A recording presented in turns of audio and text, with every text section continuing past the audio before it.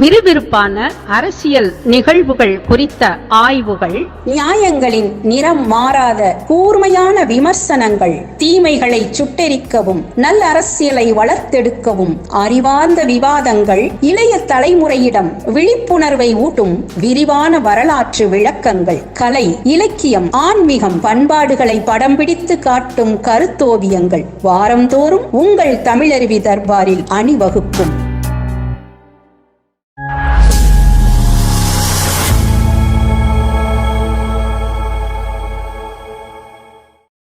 இந்த வித்யாசிரமத்தை சிறந்த முறையில் நிர்வகிக்கக்கூடிய நிர்வாகிகளே, கற்பித்தலை நிகழ்த்தக்கூடிய ஆசிரியர் பெருமக்களே, அன்பில் சிறந்த மாணவ மாணவியர், உங்கள் அனைவரையும் முதலில் நான் வணங்கி மகிழ்கிறேன்.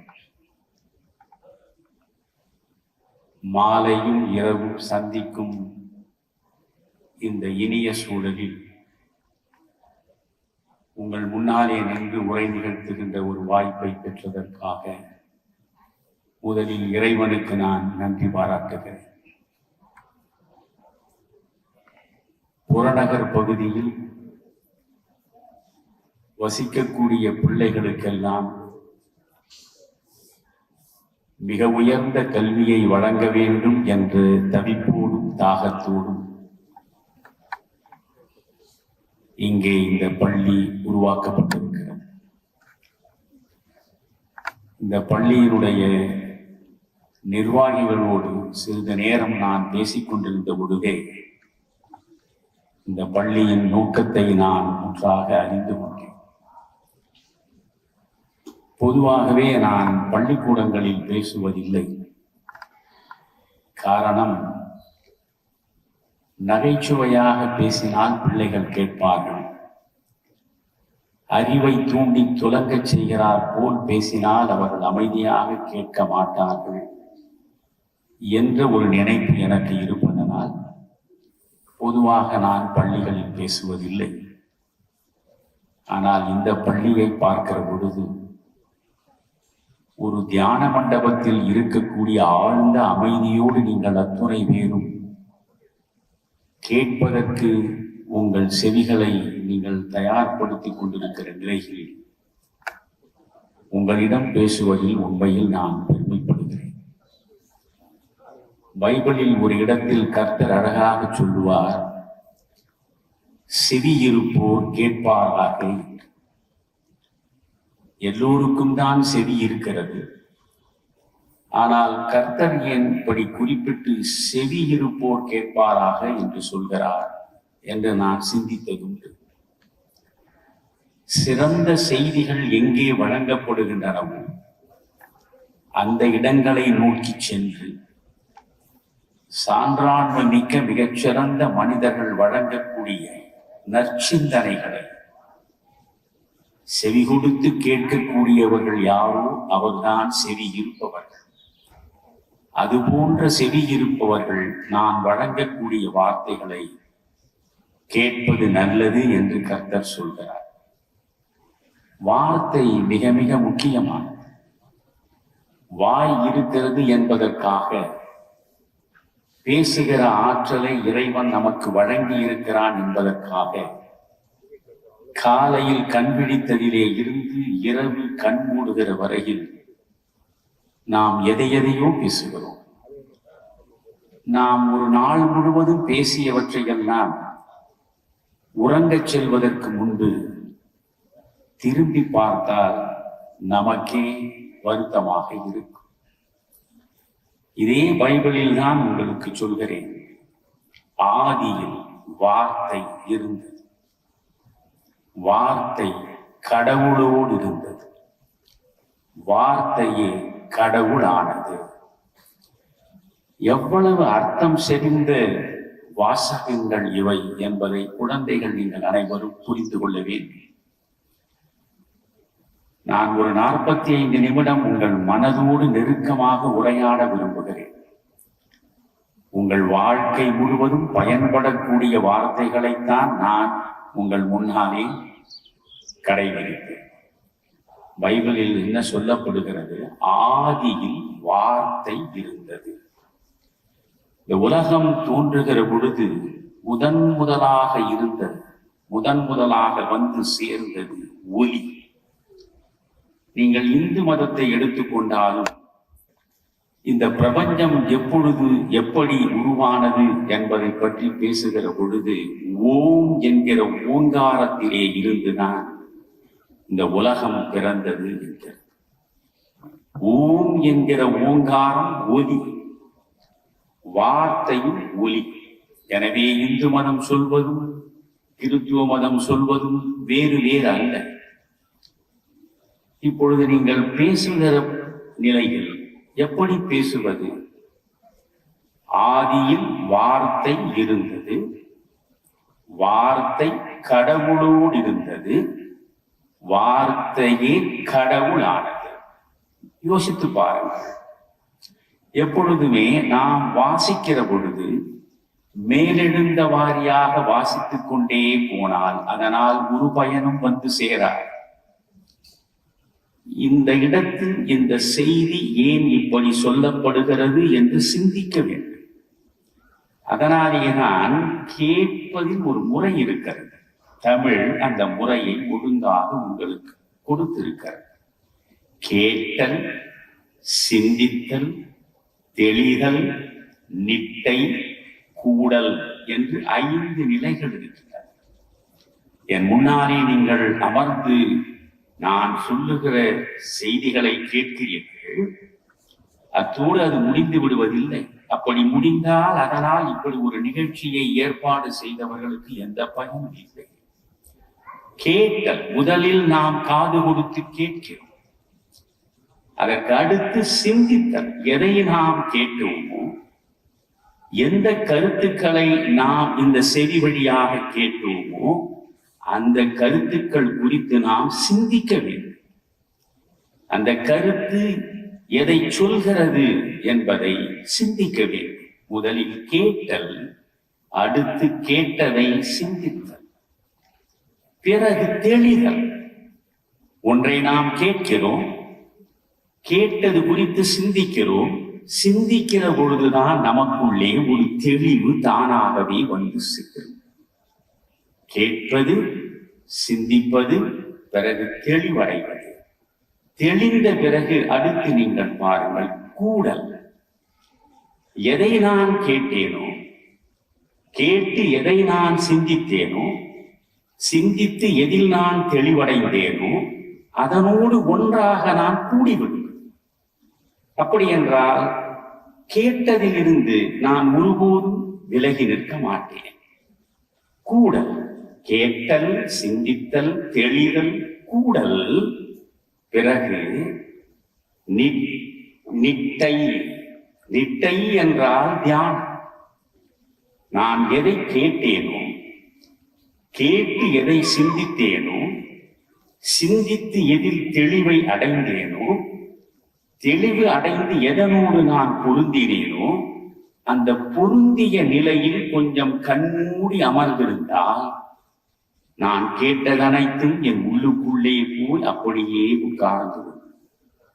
அதுதான் ஒரு பேச்சினுடைய பயன். எனவே இங்கே மீண்டும் சொல்கிறேன், பைபிள் பேசுவதை, ஆதியில் வார்த்தை இருந்தது, வார்த்தை கடவுளோடு இருந்தது, வார்த்தையே கடவுளானது. யோசியுங்கள், வார்த்தை எப்படி கடவுளாகும்?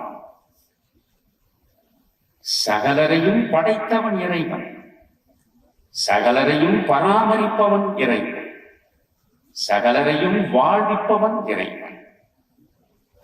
படைத்து, காத்து, பராமரித்து பிறகு ஒரு நாள் அழைத்துக் கொள்ளுகிற அந்த ஆண்டவனுக்கும் நாம் வாய் திறந்து பேசுகிற வார்த்தைக்கும் எந்த வகையில் பொருத்தம்? வார்த்தை எப்படி கடவுளாகும்? யோசிக்க யோசிக்கத்தான் உண்மைகள் புலப்படும். நாம் கடவுளை பற்றி என்ன நினைக்கிறோம்? கடவுள் ஒன்றை ஆக்குவார், கடவுள் ஒன்றை உருவாக்குவார், கடவுள் ஒன்றை நன்மையாக கொண்டு வந்து சேர்ப்பார். ஒரு நாள் கடவுள் அதை அழித்து விடுவார். ஆக்கலும் காத்தலும் அழித்தலுமாக கடவுளுடைய செயல் நடக்கிறது. நான் ஒரு வார்த்தையை பேசுகிற பொழுது நான் பேசுகிற வார்த்தை என்னை வாழவும் வைக்கும், என்னை வீழவும். என்னுடைய வாழ்வும் என்னுடைய தாழ்வும் என்னுடைய வளர்ச்சியும் என்னுடைய வீழ்ச்சியும் என் வாய் வழியாக வருகிற வார்த்தைகளின் மூலமாகத்தான். இவனால் நான் வாழ்ந்தேன், அவனால் நான் வீழ்ந்தேன் என்று சொல்வதை விட அறியாமை எதுவும் இல்லை. வாயின் வழியாக நான் வழங்கக்கூடிய வார்த்தை தான் எனக்கான வளர்ச்சியை தரும், எனக்கான வாழ்வை தரும். தவறான வார்த்தைகளை நான் பிரயோகித்து பேசிக் கொண்டிருந்தால் எனக்கான வீழ்ச்சியையும் தரும். எப்படி கடவுள் நமக்கான வாழ்வை தருகிறானோ, நமக்கான வளர்ச்சியை தருகிறானோ, நமக்கான வீழ்ச்சியை கொண்டு வந்து சேர்க்கிறானோ, அதே போன்றுதான் நம் வாயிலிருந்து வரக்கூடிய வார்த்தைகளும் வளர்ச்சியை தரும். ஒரு கட்டத்தில் இதே வார்த்தை தவறாக நீங்கள் பயன்படுத்தினால் அது உங்களுக்கு வீழ்ச்சியையும் தரும். அதனால் கடவுள் வேறு, வார்த்தை வேறு அல்ல. நாம் பேசுகிற பொழுது ஒவ்வொரு வார்த்தையும் கடவுளுக்கு சமமானது என்று கருதி நீங்கள் பேசத் தொடங்கினால் தவறான வார்த்தைகளை வாழ்நாள் முழுவதும் நீங்கள் பயன்படுத்தவே மாட்டீர்கள். கபீர்தாசர் என்று ஒரு அற்புதமான கவிஞர் இருந்தார். அவர் எல்லா மதங்களையும் ஒன்றிணைப்பதற்காக முயன்றவர். அந்த கபீர்தாசர் நிறைய நல்ல கருத்துக்களை வழங்கி இருக்கிறார். இந்த வார்த்தையை பற்றி கபீர்தாசர் சொன்னதை நான் படித்து படித்து செலுத்திருக்கிறேன். கபீர்தாசர் சொல்கிறார், எப்படி நீங்கள் பேச வேண்டும்? முதலில் சொல்லை தேடு, அடுத்து சொல்லை அறி, அதற்கடுத்து சொல்லை சொல்லால் பின்பற்று. இதுதான் கபீர்தாசர் வழங்கி இருக்கிற 3 வரிகள். இந்த 3 வரிகளுக்குள் எவ்வளவு இருக்கின்றன என்று யோசியுங்கள். ஆதியில் வார்த்தை இருந்தது, வார்த்தை கடவுளோடு இருந்தது, வார்த்தையே கடவுளானது என்று பைபிள் பேசுகிறதே.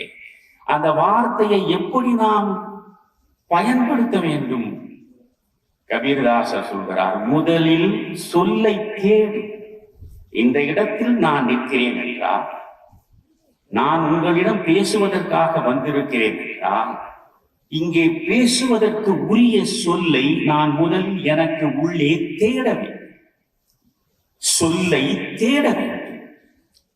பிறகு கபீர்தாசர் சொல்கிறார், சொல்லை அறி என்கிறார்.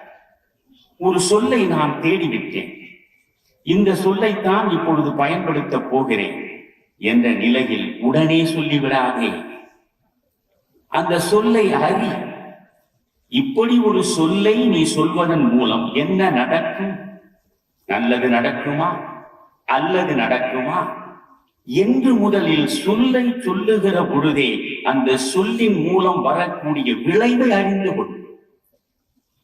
விளைவை அறிந்து கொண்டு சொல்லை சொல். சொல்லை தேடு, சொல்லை அறி, சொல்லை சொல்லால் பின்பற்று. இது போன்றுதான் ஒவ்வொரு சொல்லையும் மனதுக்குள்ளே தேடி, தேடிய சொல் சொன்னால் என்ன விளைவை உருவாக்கும் என்று அறிந்து அது போன்ற சொற்களை சொல்லிக் கொண்டே இரு என்று பேசுகிறேன் கபீர்தாசர். ஆனால் இந்த இடத்தில் நான் பேச வந்ததே வேறு, இப்பொழுது பேசிக் கொண்டிருப்பதே வேறு. காரணம் வேறொன்றும் இல்லை, நம்மை நாம் அறிவோம் என்றுதான் நான் ஒரு தலைப்பை கொடுத்தேன். காரணம், இன்றைய கல்வியின் மூலமாக நம்மை நாம் அறிந்து கொள்வதில்லை. இப்பொழுது ஒரு மேடைக்கு வர வேண்டும் என்றால் 3 படிக்கட்டுகளில் ஏறி மேடைக்கு வருவது போலத்தான் அறிவு நிலையிலே கூட 3 நிலைகள் இருக்கின்றன. குழந்தைகள் கருத்தூன்றி இவற்றை கேட்க வேண்டும். அறிவு நிலையிலே கூட 3 நிலைகள் இருக்கின்றன. ஒன்று உங்களுக்கு இன்ஃபர்மேஷன், இரண்டாவது நாலேஜ், மூன்றாவது விஸ்டம். இந்த 3 நிலைதான் அறிவினுடைய வளர்ச்சி நிலை. நீங்கள் படிக்கக்கூடிய அத்தனை புத்தகங்கள் உங்களுக்கு எவற்றை கொடுக்கின்றன? They are giving only information, not knowledge, not wisdom. They are giving only information. வெறும் தகவல்களை தருகின்றன. உங்களுக்கு புறத்தே இருக்கிற உலகத்தில் உள்ள தகவல்களை எல்லாம் தேடி தேடி தருகின்றன. அதை தருவதுதான் கல்வி என்று நீங்கள் நினைக்கிறீர்கள். ஆனால் கல்வி அத்தோடு முடிந்து விடுவதில்லை. அத்தோடு முடிந்தால் அதற்கு பெயர் கல்வியே இல்லை. எனவே கல்வியின் முதல் நிலை இன்ஃபர்மேஷன். நாம் தகவல்களை தான் தேடிக்கொள்கிறோம். தகவல்களோடு நின்று விடுவது நிலையில் நாம் எந்த வெற்றியாளனாகவும் வாய்ப்பு முடிய. அடுத்த நிலை என்ன? இரண்டாவது படிக்கட்டில் கால் வைக்க வேண்டும். அதுதான் நாலேஜ். நாலேஜ், ஞானம். ஒன்று தகவல், இன்னொன்று அறிவு. அறிவு அறிவு என்பது எது? தகவலை திரட்டி அந்த தகவலை அடுத்தவரிடம் சொல்வதல்ல அறிவு. அறிவு என்பது உனக்கு வெளியே இருக்கக்கூடியவற்றை நீ அறிந்து வைத்திருக்கிற அது அல்ல. உனக்கு உள்ளே இருப்பதை அறிந்து கொள்வதற்கு பெயர்தான் உண்மையான அறிவு. எனக்கு உள்ளே என்ன இருக்கிறது அதை நான் அறிய வேண்டும். என்னை நான் அறியாமல் இந்த உலகத்தை அறிந்து ஒரு பயனும் இல்லை. உலகம் முழுவதையும் சுற்றி வரலாம். தாகூர் ஜனகணமன தேசிய கீதத்தை கொடுத்தாரு. இந்த ரவீந்திரநாத் தாகூர் ஒரு இடத்தில் அழகாக சொல்கிறார், நான் உலகம் முழுவதும் சுற்றினேன், பல நாடுகளில் பலவற்றை பார்த்தேன். ஆனால் என்னுடைய வீட்டின் சன்னலை திறந்தால் சன்னலுக்கு அடுத்து இருக்கக்கூடிய அந்த தோட்டத்தில் அப்படியே சிரித்து சிரிக்கக்கூடிய பூக்களை நான் அன்றாடம் பார்க்க மறந்து விட்டேன் இருக்கிறார். என் அருகில் இருக்கிற பூவை நான் பார்க்கவில்லை. ஆனால் 6000 மைல்களுக்கு இருக்கிற உலக நாடுகளை எல்லாம் பார்த்தேன். உலகத்தை பார்ப்பதல்ல, உன்னை பார்க்க வேண்டும், உன்னுள் பார்க்க வேண்டும். அதை சொல்லுவதற்காகத்தான் நான் இங்கே வந்தேன்.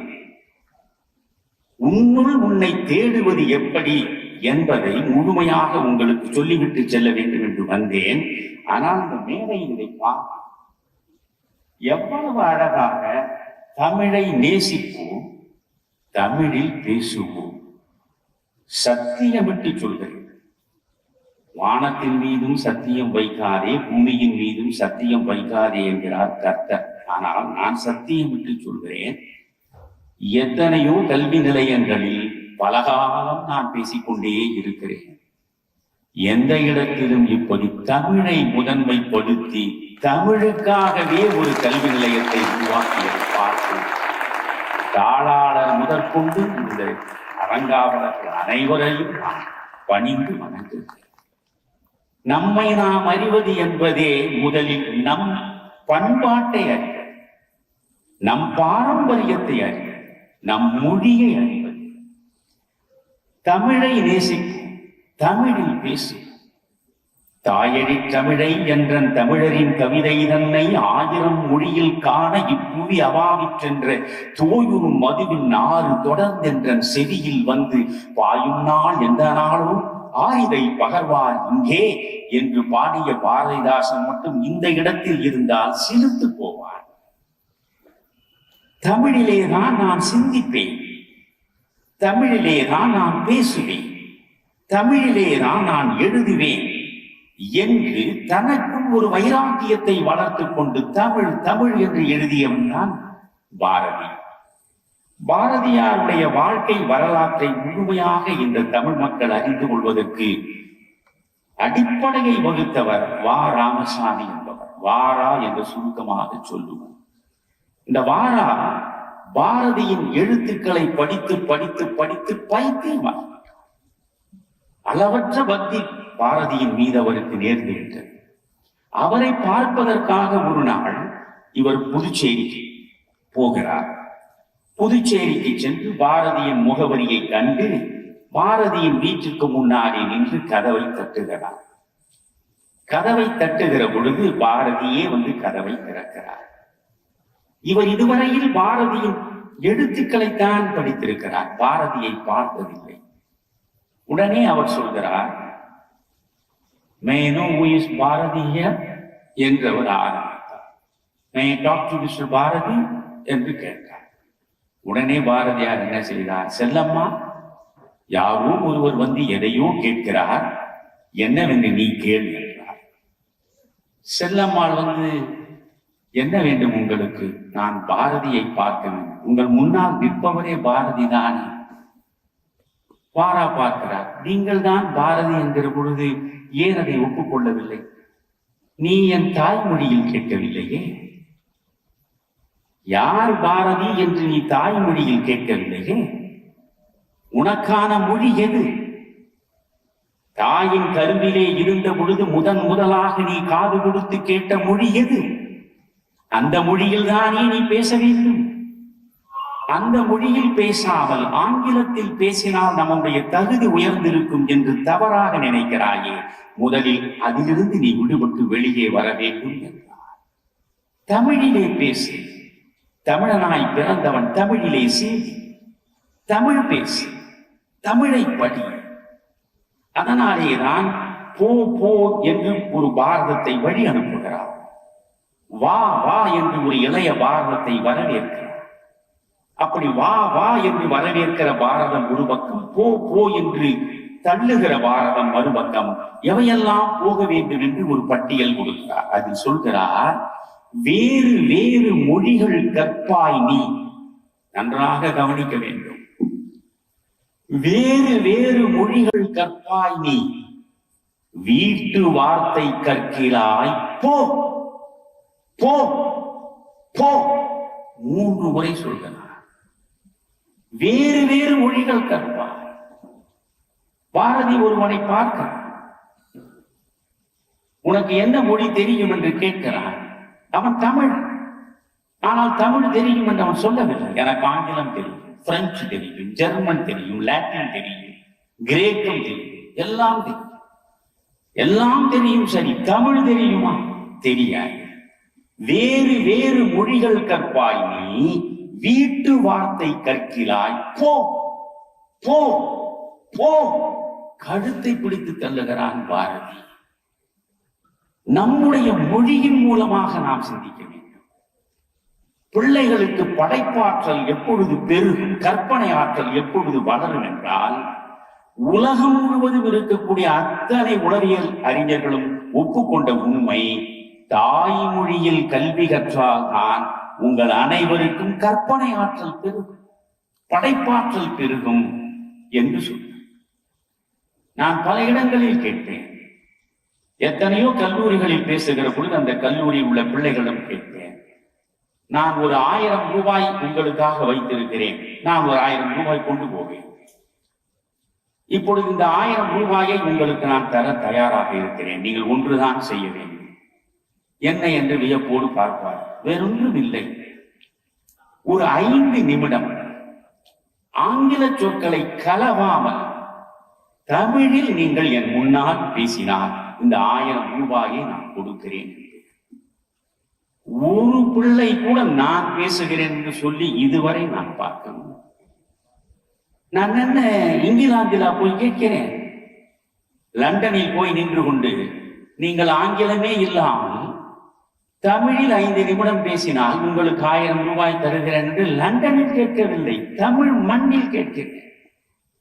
தமிழச்சிக்கு மகளாக பிறந்து தமிழ் மண்ணில் இருக்கக்கூடிய உணவை உண்டு தமிழ் சமூக சூழலில் வாழக்கூடிய பிள்ளையிடம் நீ தமிழில் ஆங்கிலம் இல்லாமல் ஒரு 5 நிமிடம் பேசி என்றால் பேச முடியவில்லை.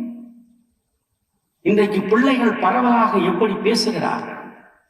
டுமாரோ ஈவினிங் 5 o'clock பீச்சில் மீட் பண்ணுவோமா? இன்று இப்படித்தான் பேசுகிறார்கள் பிள்ளைகள். கல்லூரிகளில் படிக்கக்கூடிய பிள்ளைகளும் பள்ளிகளில் படிக்கக்கூடிய பிள்ளைகளும் பேசிக்கொண்டு செல்லுகிற பொழுது நான் காது கொடுத்து கேட்பேன், டுமாரோ ஈவினிங் 5 o'clock பீச்சில் மீட் பண்ணுவோமா? டுமாரோ ஆங்கிலம், ஈவினிங் ஆங்கிலம், 5 o'clock ஆங்கிலம், பீச் ஆங்கிலம், மீட் ஆங்கிலம் பண்ணுவோமா? இது ஒன்றுதான் ஒரு கொச்சை தமிழ். ஆக நாம் பேசுவது அனைத்தும் தங்கிலீஷ். ஆங்கிலமும் பேசுவதில்லை, தமிழும் பேசுவதில்லை. இரண்டும் கலந்து பேசுவதன் மூலம் இரண்டு மொழிகளிலும் நாம் பேரறிவை பெறுவதில்லை. எனவே நீங்கள் இன்று முடிவெடுக்க வேண்டும், நான் தமிழில் தான் பேசுவேன். அதற்காக நீங்கள் தமிழை தவிர வேறு எதையும் நான் படிக்க மாட்டேன் என்று சொல்லிவிடாதீர்கள். உலகத்தில் இருக்கக்கூடிய அத்தனை அறிவு செல்வங்களையும் நான் அடைவதற்காக ஒவ்வொரு நாளும் 10 மணி நேரம் குறையாமல் வாசிக்கிறேன்.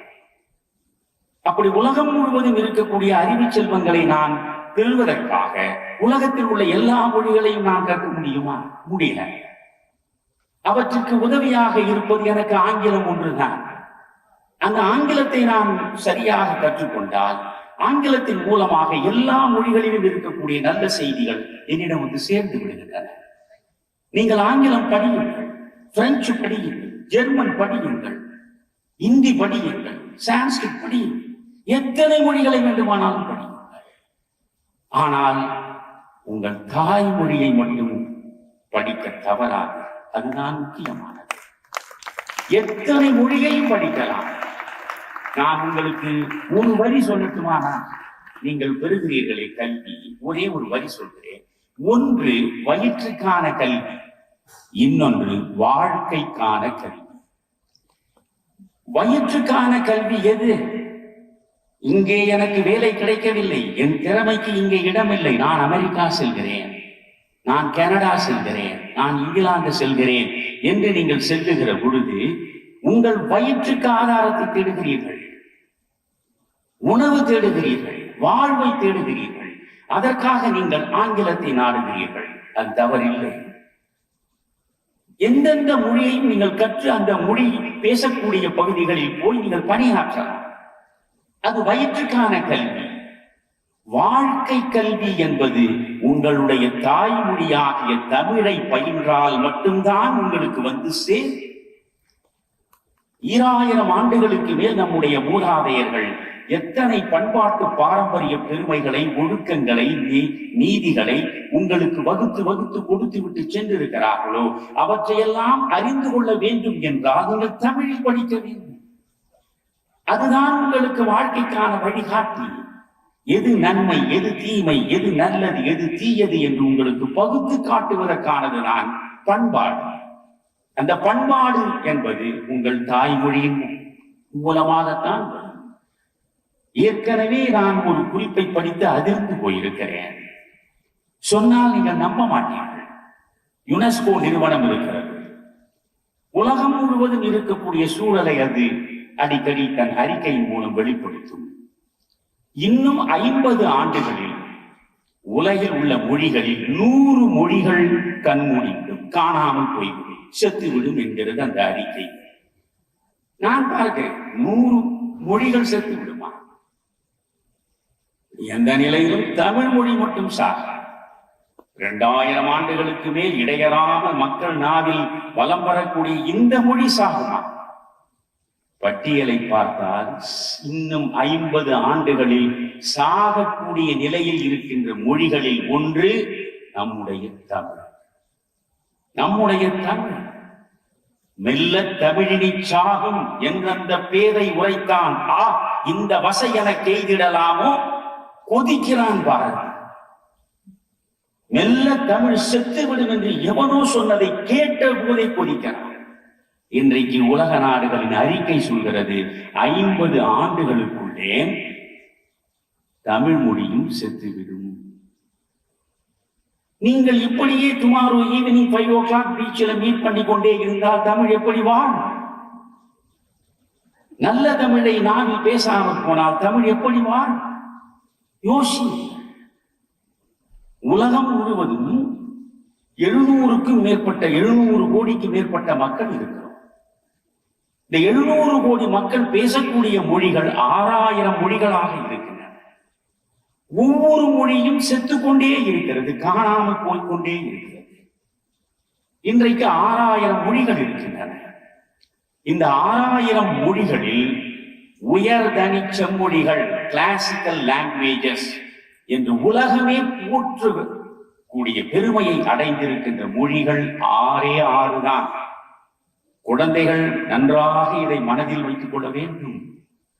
6 மொழிகள் தான். 6000 மொழிகள் பேசப்படுகின்றன.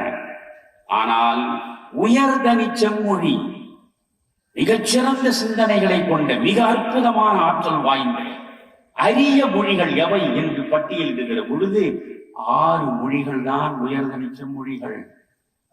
நமக்கு என்ன பெருமை தெரியுமா? உலக நாடுகள் நிறுவனத்திற்கு முன்னால், ஐக்கிய நாடுகள் சபைக்கு முன்னால் உலகத்தில் இருக்கக்கூடிய 193 நாடுகளின் கொடிகள் பட்டொலி வீசி பறக்கின்றன. 193 நாடுகளில் 192 நாடுகளுக்கு இல்லாத பெருமை நம் நாட்டுக்கு மட்டும்தான். என்ன தெரியுமா? 6000 மொழிகளில் 6 மொழிகள் தான் உயர்தனி செம்மொழிகள். அந்த 6 மொழிகள் எவை? ஒன்று கிரேக்கம், இன்னொன்று லத்தீன், இன்னொன்று எபிரேயம் என்று பேசப்படும் யூத மொழி ஹீப்ரு, இன்னொன்று சீன மொழி, இன்னொன்று வடமொழி, இன்னொன்று நம்முடைய தமிழ் மொழி. 6 மொழிகள் தான் உயர்தனி செம்மொழிகள். கிரேக்க மொழி கிரேக்க மண்ணில், ஹீப்ரு என்பது இஸ்ரேல், சீன மொழி சீனத்தில் மேண்டரின் என்று சொல்லுவார், அது சீனாவிலே இருக்கிற மொழி. இப்படி ஒவ்வொரு நாட்டில் ஒரு மொழிதான் உயர்தனி செம்மொழி. ஆனால் உலகத்திலேயே 6000 மொழிகளில் உயர்தனி செம்மொழிகள் 6. அந்த 6ல் 2 மொழிகள் இந்தியாவுக்கு மட்டும்தான் சொந்தமானவை. வடக்கே சமஸ்கிருதமும் தெற்கே தமிழும் தான் உயர்தனி செம்மொழிகள். யோசிக்க வேண்டும். இங்கேதான் நாம் ஆழமாக யோசிக்க வேண்டும். உயர்தனி செம்மொழிகள் 6. 6ல் 2 இந்தியாவில் இருக்கிறது. ஒன்று வட இந்தியாவில் சமஸ்கிருதம், இன்னொன்று தென்னிந்தியாவில் தமிழ். ஆனால் சமஸ்கிருதம் இன்று எங்கே இருக்கிறது? யோசியுங்கள். 140 கோடிக்கு மேற்பட்ட மக்கள் இந்தியாவிலே இருக்கிறோம். சமஸ்கிருதத்தில் பேசவும் எழுதவும் தெரிந்தவர்கள் மொத்தமே 11,000 பேர் தான். 11,000 பேருக்கு மட்டும்தான் சமஸ்கிருதம் தெரியும். ஏன் சமஸ்கிருதம் இந்த நிலைக்கு ஆளானது? சமஸ்கிருதம் தெய்வ பாஷை, தேவ பாஷை என்று சொல்லி, அது தெய்வங்கள் மட்டுமே பேசக்கூடிய பாஷை என்று அதற்கு ஒரு தனி இடத்தை கொடுத்து மனிதர்கள் பேச முடியாத நிலையை உருவாக்கியதன் விளைவு சமஸ்கிருதம் செத்துவிட்டது. அந்த நிலை தமிழுக்கு வருமா? வர அனுமதிக்கலாமா? அதைத்தான் நீங்கள் நாளைய தலைமுறை, நீங்கள், எனக்கு இப்பொழுது 76 வயது நடக்கிறது. இன்னும் சில காலங்களில் நான் கண்மூடி விடுவேன், காணாமல் போய்விடுவேன். ஆனால் உங்களுக்கு முன்னாலே ஒரு மிகப்பெரிய வாழ்வு நீண்டு கிடக்கிறது வரவேற்க. நாளைய சமுதாயம் நீங்கள். இந்த தமிழை காக்க வேண்டிய பொறுப்பு உங்களுடையது. தமிழை உங்களுடைய உயிராக நேசிக்க வேண்டும். உங்கள் தாய்க்கு நீங்கள் தருகிற முக்கியத்துவத்தை உங்கள் தமிழுக்கு நீங்கள் தர வேண்டும். பல பள்ளிகளில் நீங்கள் பாருங்கள், ஆங்கிலத்தில் மட்டும்தான் பேச வேண்டும். நான் ஆங்கில வழியில் தான் கல்வி கற்றவன். ஆங்கில வழியில் கல்வி கற்றதற்காக நான் ஆங்கிலத்தை மட்டுமே படிப்பதோடு நின்று விடவில்லை. என் மொழி தமிழ். என் தாயின் கருவில் பிறந்து முதலில் காது கொடுத்து கேட்ட மொழி தமிழ். என் தாய் எவ்வளவு எனக்கு புனிதமானவளோ அந்த அளவுக்கு புனிதமானது என் தாய் மொழி, தமிழ் மொழி. அதனால் அந்த மொழியினுடைய ஆழ நீள அகலங்கள் அனைத்தையும் அறிந்து கொள்ள வேண்டும் என்று ஆசைப்படுகிறேன். படிக்க படிக்க படிக்க எவ்வளவு இன்பம் இருக்கிறது இந்த மொழியில். இந்த மொழியில் மனித வாழ்க்கை குறித்து எப்படியெல்லாம் பேசப்படுகிறது. இது போன்று உலகத்தில் எங்காவது உண்டா? திருக்குறள் உலக மறை என்று பேசுகிறோம். உலகத்தில் எத்தனை மொழிகள் இருக்கின்றன, எத்தனை இலக்கியங்கள் இருக்கின்றன. எந்த இலக்கியத்திற்காவது திருக்குறளுக்குண்டான பெருமை இருக்கிறதா? கிடையாது. எல்லா மக்களுக்கும் ஏற்ற வாழ்வியல் முறையை வகுத்து கொடுப்பதுதான் திருக்குறள். நாம் தேடி தேடி சொத்துக்களை சேர்க்கிறோம். உடைமைகள் என்று தமிழில் சொல்கிறோம். எனக்கு இந்த நிலம் உடைமை, எனக்கு இந்த வீடு உடைமை, எனக்கு இந்த வாகனம் உடைமை, வங்கியில் எனக்கு பல்லாயிரம் கணக்கில் பணம் உடைமை என்று நாம் பேசுகிறோம். ஆனால் வள்ளுவன் 10 உடைமைகள் உங்களுக்கு இருக்க வேண்டும் என்று சொல்கிறார். அந்த 10 உடைமைகளை மட்டுமே நீங்கள் பக்கத்தில் வைத்துக் கொண்டால் போதும், உங்கள் வாழ்வே முழுமையான. அந்த 10 உடைமைகளில் முதல் உடைமை அவன் என்ன சொல்கிறான்? அன்புடைமை.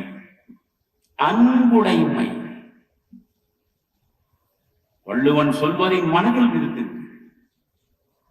அன்புதான் ஒவ்வொரு மனிதனுக்கும் முக்கியமானது. அன்பு இருக்கிற இடத்தில் சாதி இல்லை, அன்பு இருக்கிற இடத்தில் மத வேற்றுமை இல்லை, அன்பு இருக்கிற இடத்தில் உயர்வு தாழ்வு இல்லை. காரணம், அன்பு எல்லாவற்றையும் மறைக்கிறது. உங்கள் இதயம் முழுவதும் நீங்கள் அன்பை மட்டுமே நிரப்பி வைத்திருந்தால் யாரையுமே வெறுக்க தெரியாது. யாரையுமே வெறுக்க முடியாத நிலையில் எந்த பிளவும், எந்த பிணக்கும், எந்த பூசலும், எந்த இடைவெளியும் நமக்குள்ளே கிடையாது. நாம் அனைவரும் ஒன்று என்ற நிலைக்கு வருவோம். விவேகானந்தர் ஒரு இடத்தில் அழகாக சொல்வார், அன்பு என்பது என்ன? ஒன்றின் வற்புறுத்தல் என்பார். ஒன்றின் வற்புறுத்தல். நாம் அனைவரும் ஒன்று என்று நினைத்தால் நாம் ஞானிகளாகி விடுகிறோம். ஒவ்வொன்றையும் 2ஆகவும் 3ஆகவும் வெட்டி வெட்டி பகுத்து பகுத்து பிரித்து கொண்டே போனால் நாம் அஞ்ஞானிகளாகி விடுகிறோம். எனவே முதலில் நாம் இந்த உலகம் முழுவதும் ஒன்று என்று நினைக்க வேண்டும். அன்பின் வழி அது உயிர் நிலை என்கிறான் வள்ளுவன். நம் உயிர் எதை மையமாக கொண்டு இயங்குகிறது? அன்பை மையமாக. மிர்தாவின் புத்தகம் என்று ஒரு புகழ்பெற்ற புத்தகம் ஒன்று உண்டு. அந்த மிர்தாவின் புத்தகத்தில் ஒரு வரி சொல்கிறான், படித்து படித்து நான் வியந்திருக்கிறேன்.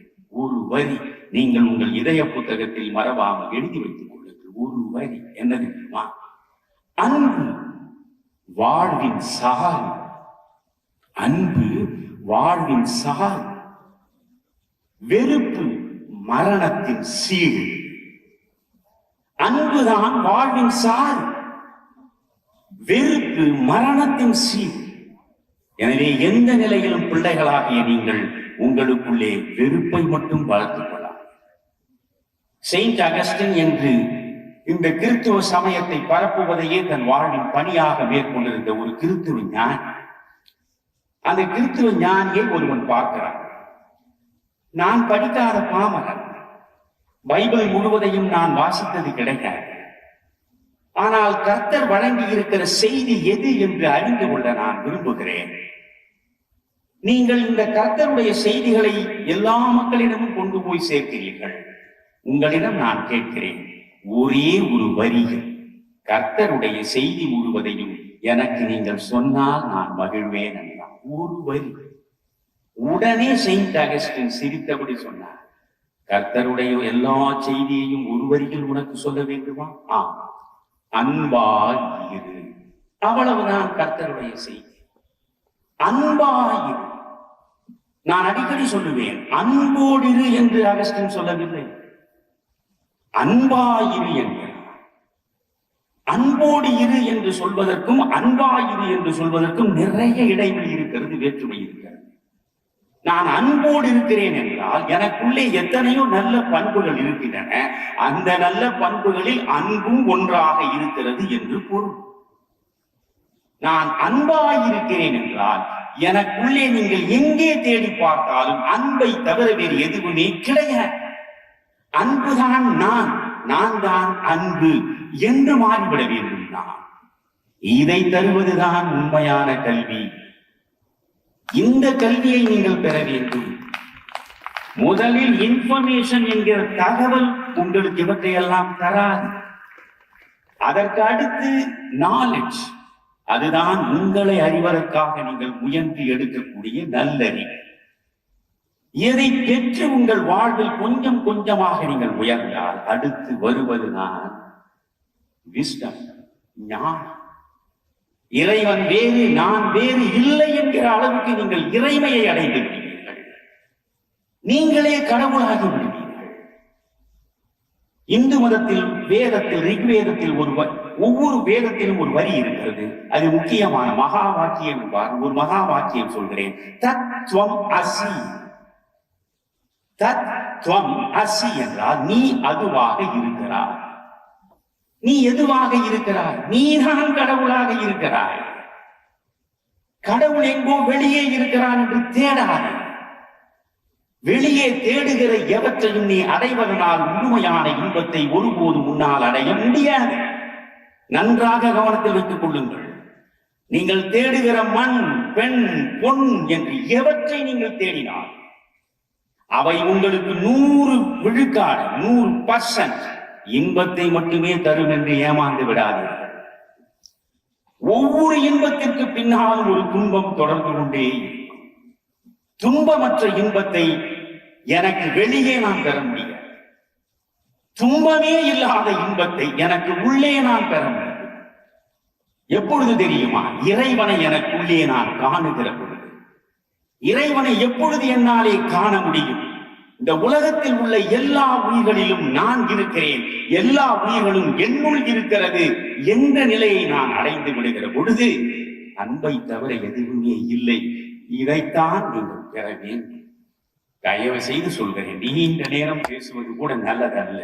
குழந்தைகளிடம் அதிகமாக திணித்து விடக்கூடாது. 2 கதையாக சொல்கிறேன். நான் நம்முடைய அம்மாவை பார்க்கிற பொழுதே அந்த தாய்மை கனிந்த நிலையில் இருக்கிறார்கள். அவர்களிடம் நான் அன்பாக சொல்கிறேன், நீங்கள் தயவு செய்து ஜென் ஸ்டோரிஸ் என்பதை பிள்ளைகளுக்கு படிக்க கொடுங்கள். உங்கள் நூலகத்தில் வாங்கி வையுங்கள். தமிழில் புவியரசு, கவிஞர் புவியரசு கோவையை சார்ந்தவர். மிக அழகான தமிழில் அவற்றை மொழிபெயர்த்திருக்கிறார். ஆங்கிலத்திலும் ஜென் ஸ்டோரிஸ் என்று படிக்கலாம், தமிழிலும் ஜென் கதைகள் என்று படிக்கலாம். ஒரு கதை 4 வரி இருக்கும் அல்லது 8 வரி இருக்கும், அவ்வளவுதான். ஆனால் வாழ்க்கை முழுவதும் பின்பற்ற வேண்டிய செய்திகளை எல்லாம் அந்த கதைகளுக்குள்ளே நாம் பார்க்க முடியும். இப்பொழுது நான் ஒரு கதை சொல்கிறேன். ஜென். ஜென் என்றால் ஒன்றுமில்லை, வாழ்வை இயல்பாக பார்ப்பது. எந்த முகமூடியும் அணிந்து கொள்ளாமல் இயல்பாக வாழ்வை யார் பார்க்கிறாரோ அவர்தான் ஜென். அந்த இயல்பான வாழ்க்கை மற்றவர்கள் வாழ வேண்டும் என்று கற்றுக் கொடுப்பவர் ஜென். அவர் ஒரு மடத்தில் அமர்ந்திருக்கிறார். எதிரே சீடர்கள் எல்லாம் உட்கார்ந்திருக்கிறார். அந்த நேரத்தில் அந்த ஊரின் மிகப்பெரிய பணக்காரர் இந்த ஜென்னை பார்க்க வருகிறார். பார்க்க வந்தவர் அப்படி ஒரு இடத்தில் பணிவோடு உட்கார்ந்தார். ஜென் அவரை பார்த்தார். என்னையா இங்கு நீங்கள் வந்திருக்கிறீர்கள், என்ன விஷயம் என்று கேட்டார். உடனே அவர் சொன்னார், ஜென், உங்களிடம் ஒரு மாற்றத்தை நான் அடைய வேண்டும் என்று வந்திருக்கிறேன். என்ன மாற்றம் உங்களுக்கு தேவை? ஒன்றுமில்லை, நான் நல்லதை செய்ய வேண்டும் என்று நான் எப்பொழுதும் நினைக்கிறேன். ஆனால் என் இதயம் முழுவதும் எந்த நேரத்தும் கெட்ட எண்ணங்களே நிரம்பி கிடக்கின்றன. அந்த கெட்ட எண்ணங்களிலே இருந்து என்னால் விடுபட முடியவில்லை. கெட்ட எண்ணங்களே இல்லாத மனிதனாக நான் இருக்க வேண்டும். அதற்கு நீங்கள் ஏதாவது வழிகாட்ட வேண்டும் என்று கேட்டார். உடனே இவ்வளவுதானே, நிச்சயமாக உங்களுக்கு வழிகாட்டுகிறேன் என்று சொல்லி ஒரு சீடனை அழைத்தார். தம்பி, அந்த அறைக்கு சென்று ஒரு மண்பானையை எடுத்துக் கொண்டு வா. அவன் பானையை எடுத்துக்கொண்டு வந்தான். அந்த பணக்காரர் முன்னாலே வை என்று சொன்னார். அந்த பணக்காரர் முன்னாலே வைத்தார். ஜென் அவனை பார்த்து சொல்கிறார், ஐயா, நன்றாக இந்த பானைக்குள்ளே பாருங்கள், ஏதாவது இருக்கிறதா உள்ளே? அவர் உள்ளே பார்த்தார். ஒன்றுமே இல்லை. மீண்டும் சொல்கிறேன், நன்றாக பாருங்கள், ஏதாவது இருக்கும், நன்றாக பாருங்கள் என்றார். அவர் மறுபடியும் நன்றாக பார்த்துவிட்டு உற்று பார்த்துவிட்டு சொல்கிறார், ஒன்றுமே இல்லை. அப்படியா? இந்த பானையை கொண்டு வந்த பையனை அழைத்தார். தம்பி, இங்கே வா, நீ இந்த பானைக்குள்ளே பார்த்துவிட்டு ஏதாவது இருக்கிறதா என்று சொல் என்றார். அவன் உள்ளே உற்று பார்த்துவிட்டு இருக்கிறது என்றான். பணக்காரருக்கு வியப்பு. நாம் 10 முறை திரும்ப திரும்ப பார்த்தோம், ஒரு பொருளும் இல்லை, இவன் பொய் சொல்கிறானே, எது இருக்கிறது என்கிறான் இவன். ஆச்சரியத்தோடு பார்க்கிறார். உடனே இந்த ஜென் கேட்டார், தம்பி, பானைக்குள்ளே ஏதோ இருக்கிறது என்கிறானே, என்ன இருக்கிறது என்றார். ஐயா, காற்று உள்ளே இருக்கிறது. நீங்கள் எல்லாம் அறிவியல் படிக்கக்கூடிய பிள்ளைகள்.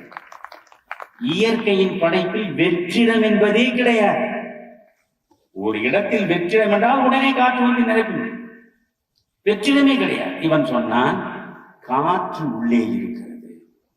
அப்பொழுதுதான் பணக்காரர் பார்க்கிறார், இந்த சின்ன செய்தி கூட நம் புத்திக்கு எட்டாமல் போய்விட்டதே என்று யோசித்தார். ஜென் கேட்கிறார், இந்த பையன் சொன்னது சரியா தவறா சொல்லுங்க. இல்லை, சரிதான், காற்று உள்ளே இருக்கிறது என்று பையன் சொன்னதை நான் ஒப்புக்கொள்கிறேன். சரி. பிறகு அவர் அதே பணக்காரரிடம் கேட்கிறார், ஜென், இந்த பானையை உடைக்காமல் இந்த காற்றை நீங்கள் வெளியே கொண்டு வர வேண்டும், உங்களால் முடியுமா? உடனே அவர் சொன்னார், நான் என்ன மந்திரவாதியா? பானையை உடைத்தால் தானே உள்ளிருக்கிற காற்று வெளியே போகும். நீங்கள் பானையை உடைக்க வேண்டாம் என்கிறீர்கள். உடைக்காத பானையிலிருந்து காற்றை எப்படி வெளியேற்ற முடியும்? முடியாது. அப்படியா? இந்த பையனை அழைத்தார். தம்பி, இந்த பானைக்கு சிறிய அளவுக்கு கூட சேதாரம் இருக்கக்கூடாது. இதற்கு உள்ளே இருக்கிற காற்றை முன்னாலே வெளியே கொண்டு வர முடியுமா? கொண்டு வர முடியும். எப்படி கொண்டு வருவாய்? பொருங்கலையா என்று உள்ளே போனான். இன்னொரு மண் பானை முழுவதும் தண்ணீரை நிரப்பிக் கொண்டான். அந்த தண்ணீரை எடுத்து வந்து இந்த மண்பானை முழுவதும் ஊற்றினான்.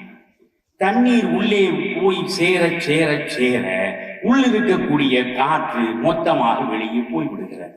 இப்பொழுது பானையில் தண்ணீர் நிரம்பி விட்டது, காற்று வெளியே போய்விட்டது.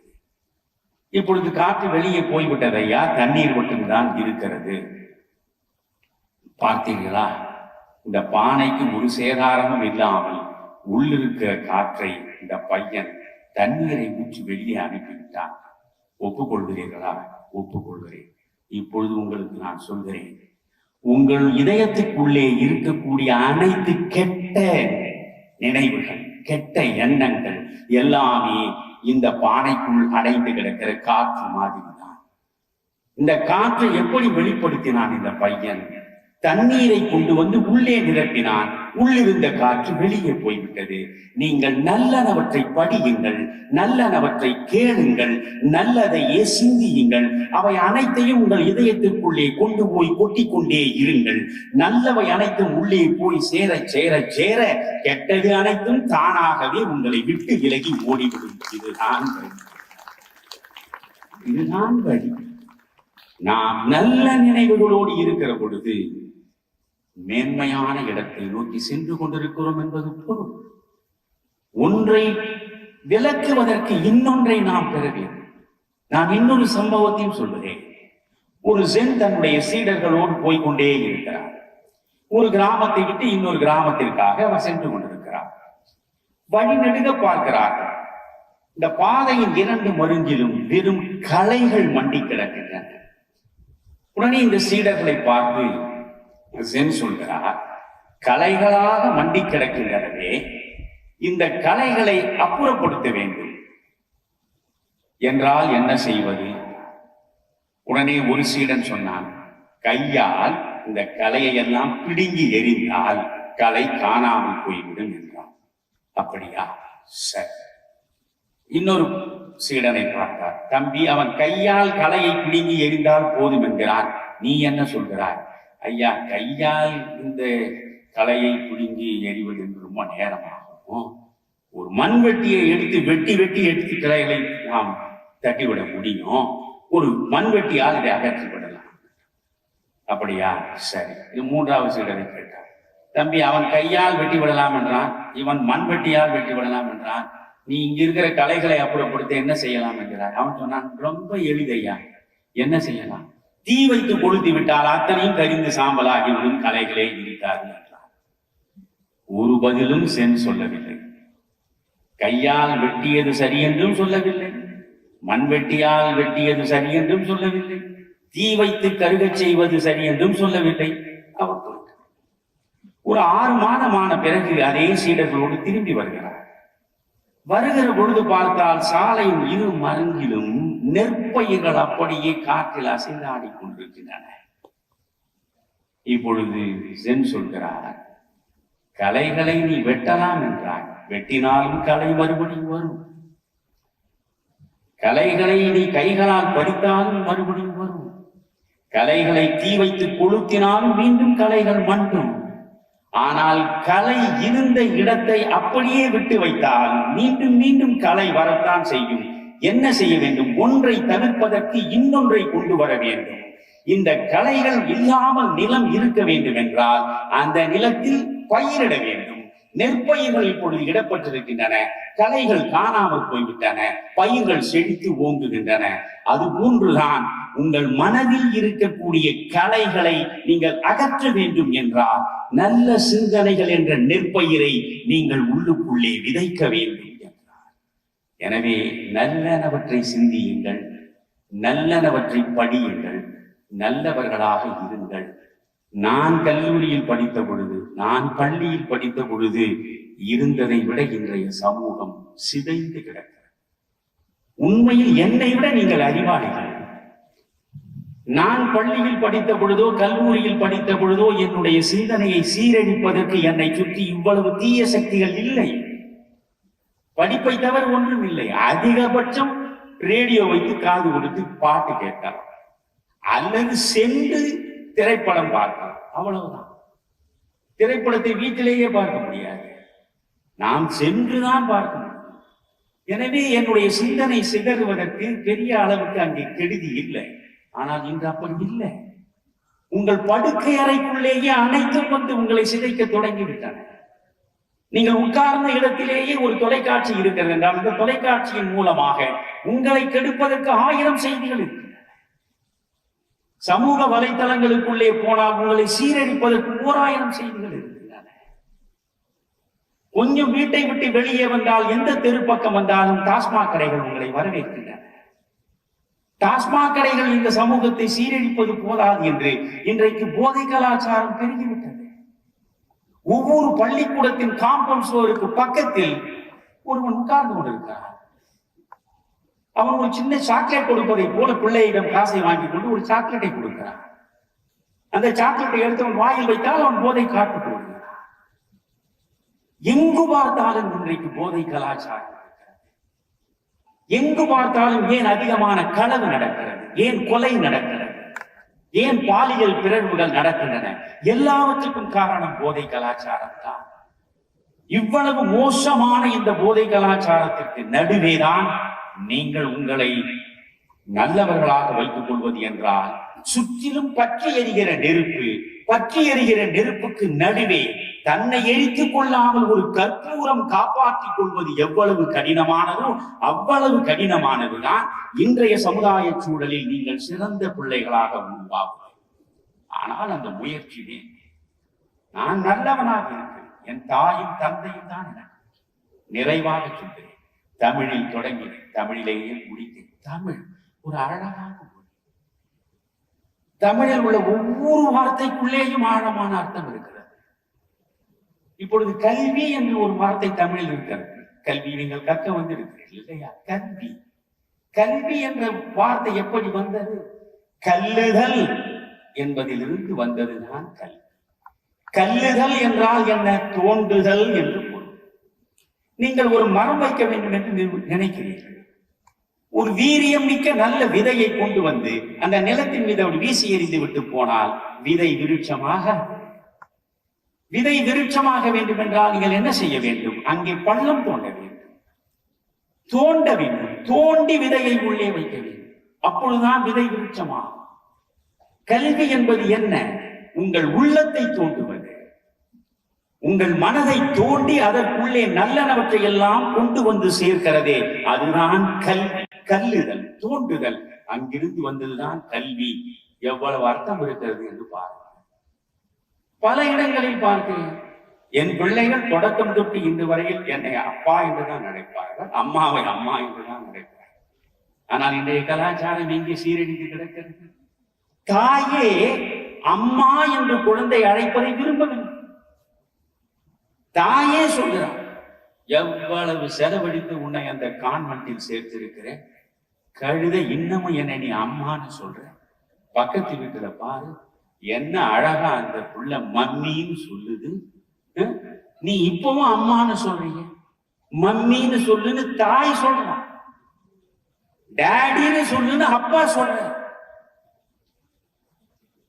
யோசிக்க வேண்டும்.